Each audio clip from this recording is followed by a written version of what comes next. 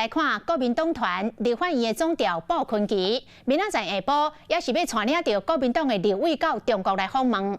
但是，伫个花莲大地震以后摆这个行程，是引来着外界的批评。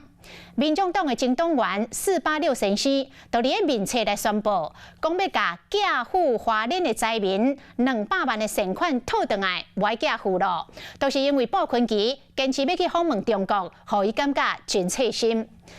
民众党团的总调黄国昌针对这个前党员486这种的做法，伊讲伊唔捌这个人，所以无必要来回应。那鲍坤奇嘛无正面来回应着外界的批评。我们全力推动两岸的大和平，让台湾能够安居乐业，这真的才是最重要、重中之重的。立法委员的公务。中国这撮一定去国民党立院党团总调鲍坤奇，一早为花莲关灯来到立法院，面对媒体坚持要去到中国，争取佮继续伫咧战。前民众党党员486先生，讲要甲进前关乎花莲的200万善款摕回来，要表达伊的期望真歹。花莲选出来的立委傅昆萁先生，执意在现在花莲的整个那个地震的那个受灾依然这么严重的情况之下，他还执意要去中国去朝圣习近平。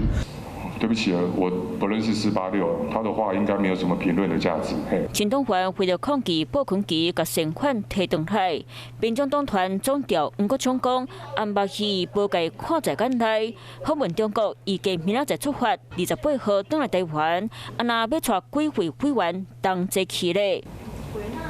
好不好？有哪一些委员要一起去，然后还有谢谢，谢谢，好。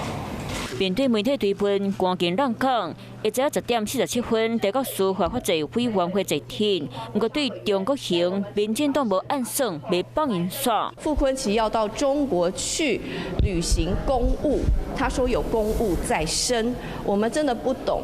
为什么他跟北京的距离比跟台湾的民意距离更近呢？振兴花莲的观光，抢救产业，抢救地方，这是刻不容缓的事情。我们在经过2个月不断的密集马拉松式的协商当中，不断的跟大陆来表达沟通。强调去中国被耽误到机场拜高的假期动员，就算外界变变叫骂甲无力，鲍坤萁同款坚持行家己的路。Hello， 我是雷亚，想要抢了先掌握最及时的新闻资讯吗？赶快订阅、按赞、开启小铃铛，锁定华视新闻 YouTube 频道。